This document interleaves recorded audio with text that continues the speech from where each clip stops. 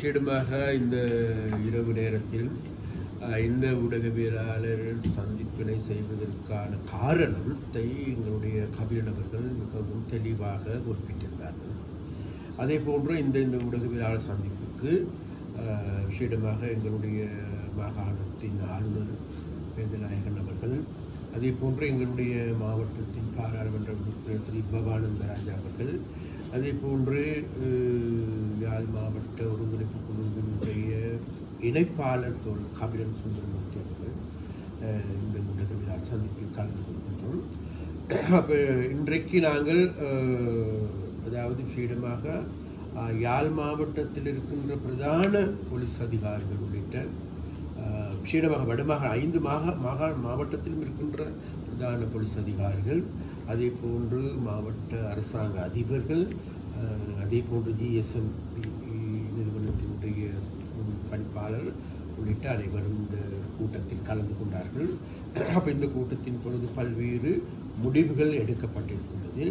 அப்போ இந்த கூட்டம் என்பது இன்றைக்கு முதலாவது கூட்டம், இது 6வது கூட்டம். இந்த 6 கூட்டங்களிலும் நாங்கள் தொடர்ச்சியாக பேசிக்கொண்டு வருவது வேறு எதுவுமில்லை, மண் கொள்ளையர்கள் இருக்கின்றார்கள், மண் மாப்பியா இருக்கின்றது. அப்போ இந்த மாப்பியாக்காரர்களிடமிருந்து எங்களுடைய மண்ணை பாதுகாத்துக் கொள்ள வேண்டிய தேவை இருக்குது. ஆனாலும் கூட இந்த மாப்பியாக்களுடைய விளையாட்டு தொடர்ந்த வண்ணம் காணக்கூடியதாக இருக்கு. அதனுடைய தொடர்ச்சி கடந்த காலங்களில் எங்களுக்கு தெரியும், 6 கொலைகள் இடம்பெற்றிருக்கிறது, 6 மனித உயிர்கள் காவு கொள்ளப்பட்டிருக்கிறது. கடைசி நேரத்தில் இன்றைக்கு ஆட்டத்தின்னு மாட்டத்தின்னு கடைசி நேரத்தில் இன்றைக்கு போலீஸ்காரர்களையும் தின்னுகின்ற நிலைமைக்கு அல்லது கொள்ளுகின்ற நிலைமைக்கு இன்றைக்கு இந்த மாப்பியாக்களுடைய செயற்பாடு வந்திருக்கு. அதனால் போலீஸ்காரர்களிடம் நாங்கள் கேட்டுக்கொண்டோம், எல்லா போலீஸ்காரர்களும் அல்ல, அதாவது இந்த மாப்பியாக்களுக்கு பின்னால் போலீஸில் ஒரு சில மாப்பியாக்களும் இருக்கின்றன, ஒரு சில மாப்பியாக்கள். அதனால் அந்த மாப்பியாக்களுக்கும் இன்றைக்கு அவர்கள் புரிந்து கொள்ள வேண்டும், இதற்கு பிறகு நாங்களும் இதற்கு பின்னால் இந்த மாப்பியாக்கள் பின்னால் ஓடுவோமாக இருந்தால் நிச்சயமாக அதனுடைய விளைவுகள் இதைவிட பாரதூரமான ஒன்றாக அமையும் என்பதை அவர்கள் விளங்கிக் கொள்ள வேண்டும். அதனால் உடனடியாக இதற்கு எதிரான நடவடிக்கைகளை எடுங்கள் என்று நாங்கள் மிகவும் ஆணித்தரமாக போலீசாரிடம் நாங்கள் கேட்டுக்கொண்டோம். அதற்கு விசேடமாக இன்றைக்கு 4 மாதங்களுக்கு முன்னர் தான் எங்களுடைய சீனியர் DIG அவர்கள் யாழ் மாவட்டத்திற்கு வந்திருக்கிறார்கள். அதன் பொழுது நிச்சயமாக அவரும் கூட இந்த இந்த இந்த நடவடிக்கை சம்பந்தமாக மிக தெளிவாக இருக்கின்றார்கள். அப்போ அந்த தெளிவாக இருந்ததன் மூலமாக நிச்சயமாக எதிர்வரும் காலங்களில் இதற்கான சாதாரணமான நடவடிக்கைகள் எடுப்பார்கள் என்று எங்களுக்கு ஒரு பூர்ணமான நம்பிக்கை ஏற்படுத்துவோம்.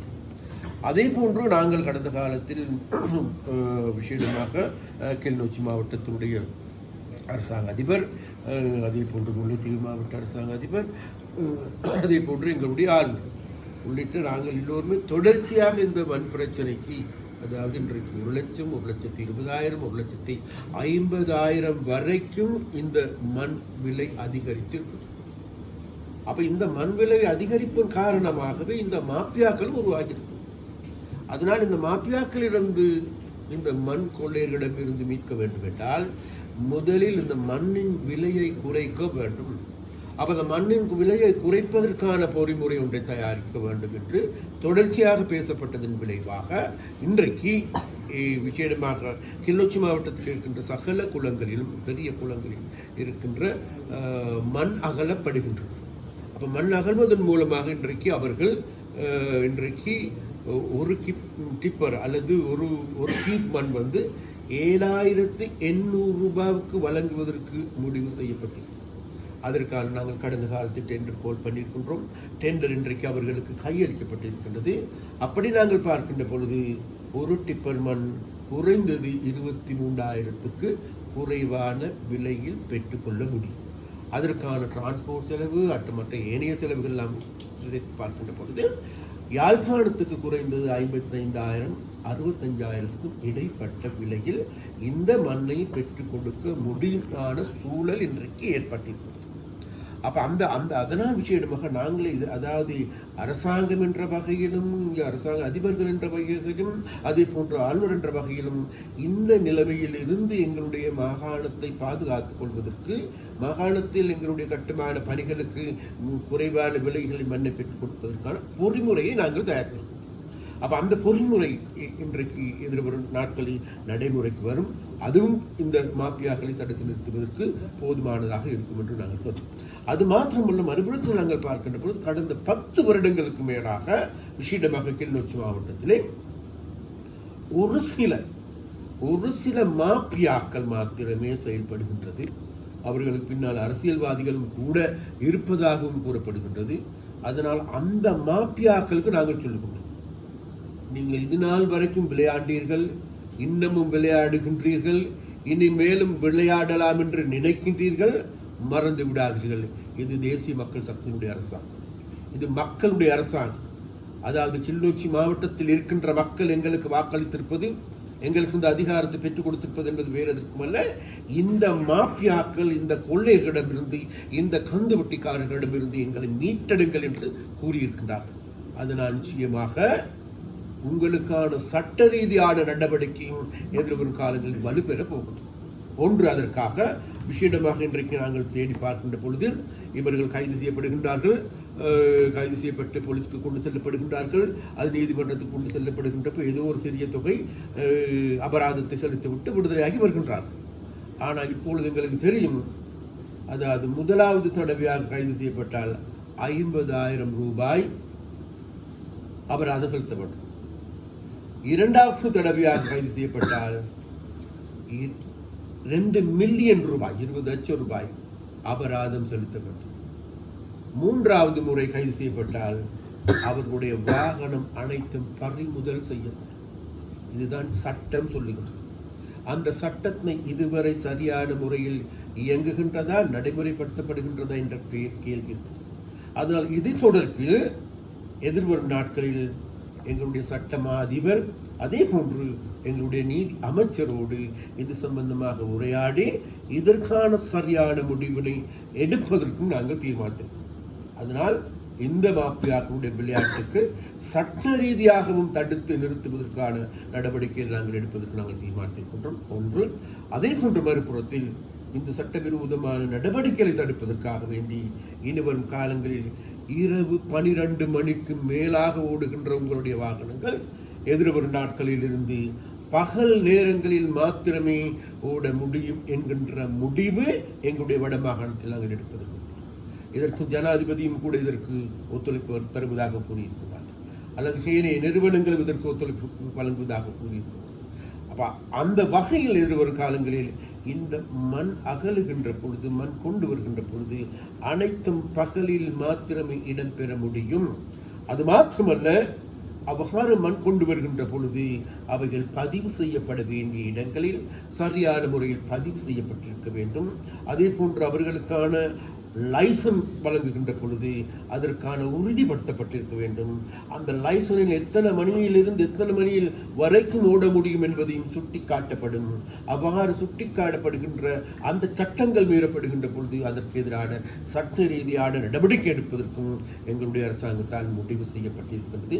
அந்த வகையில் விஷயமாக இன்றைக்கு இடம்பெற்றிருக்கின்ற இந்த இந்த இந்த கலந்துரையாடல் என்பது மிகவும் முக்கியமான கலந்துரையாடல். அதே போன்று இந்த விவகாரான நேரங்களில் எங்களுக்கு தெரியும், போலீசார் ஒருவர் கொல்லப்பட்டதன் பிறகு சாதாரண மக்கள் கொல்லப்படுகின்ற பொழுது அதற்கு எதிரான மக்களுடைய எழுச்சி கிளர்ச்சி போன்றவை வெகுவாக வெடிக்கக்கூடிய வாய்ப்பு. அதனால் அதையும் நாங்கள் கேட்டுக்கொண்டோம். ஜனாதிபதி அவர்களும் இந்த சம்பவம் கேள்விப்பட்ட உடனே எங்களுக்கு தொலைபேசியில் தெரிவித்தார். விஷயமாக போலீசாரினால் எடுக்கப்படுகின்ற நடவடிக்கை என்பது சாதாரண அப்பாவி மக்கள் மீதான நடவடிக்கையாக இருக்கக்கூடாது. மாஃபியாக்களுக்கு எதிரான அல்லது உண்மைக்கு இந்த கொள்ளையர்களுக்கு எதிரான நடவடிக்கையாக இருக்க வேண்டுமே தவிர, உண்மையான குற்றவாளிகளுக்கு எதிரான நடவடிக்கையாக இருக்க வேண்டுமே தவிர மக்கள் மீது அல்ல. என்பதை மிக தெளிவாக சுட்டிக்காட்டினோம். அதையும் நாங்கள் போலீசாரிடம் கேட்டுக்கொண்டோம். அவர்களும் கூட மிக தெளிவாக இருக்கின்றார்கள். நாங்கள் சட்ட ரீதியான நடவடிக்கைகளையே நாங்கள் முன்னெடுத்து வருகின்றோம். அவ்வாறான சட்டமே நாளைக்கு இவர்களுக்கு பதில் சொல்லும் என்று அவர்கள் தெரிவித்திருக்கிறார்கள். அந்த வகையில் இந்த கூட்டம் மிகவும் ஆரோக்கியமான கூட்டமாக முடிவடைந்தது என்பதை சொல்லிக்கொள்ள வேண்டும். விடயம் இருக்கின்றது. நீங்கள் சொல்லுவது போன்று, அதாவது இந்த மாஃபியாக்களுக்கு எதிராக மக்கள் அஞ்சுகின்றார்கள், பயப்படுகின்றார்கள். அண்மையில் உங்கள் எல்லோருக்குமே தெரியும், கிளிநொச்சி பிரதேசத்தில் ஒரு படுகொலை நடந்தது. அந்த படுகொலை செய்யப்பட்ட வீட்டுக்கு நான் சென்றேன். அங்கே இருக்கின்ற மக்களோடு உரையாடினோம். உரையாடியது போது அவர்கள் சொல்லுகின்ற ஒரு வார்த்தை தான், வேறு எதுவும் எங்களால் வாய் திறக்க முடியாது. இப்போ நாங்கள் வாய் திறந்து வெளியே யாரிடம் சொல்லுவோம், இந்த போலீஸாரிடம் சொல்லுகின்ற பொழுது, ஏதாவது தகவல் வழங்குகின்ற பொழுது அந்த தகவல்கள் மீண்டும் அந்த மாஃபியாக்களிடம் செல்லுகின்றது. அவர்கள் தான் எங்களை வந்து விசாரிக்கின்றவர்களாக இருக்கின்றார்கள், அவர்கள் தான் எங்களுக்கு எதிரான நடவடிக்கை எடுக்கின்றவர்களாக இருக்கின்றார்கள் என்கின்ற குற்றச்சாட்டை மக்கள் முன்வைத்தார்கள். அதனால் மக்களுக்கு நாங்கள் சொல்லுகின்றோம், விசேடமாக எதிர்வரும் நாட்கள், அது இப்போது இருக்கின்ற விஷயமாக நாங்கள் எதிர்வரும் நாட்களில் இது தொடர்பிலான மேலதிகமான போலீஸ் தொடர்பு கொள்வதற்கு அல்லது ஏனைய நிறுவனங்களோடு தொடர்பு கொள்வதற்கான, அதாவது தொலைபேசி இலக்கங்களையும் வெளியெடுப்பதற்கு அந்த தொலைபேசி இலக்கங்களோடு தாராளமாக தொடர்பு கொள்ளுங்கள். அதனால் பயப்பட வேண்டாம் என்று நாங்கள் கேட்டுக்கொள்கின்றோம்.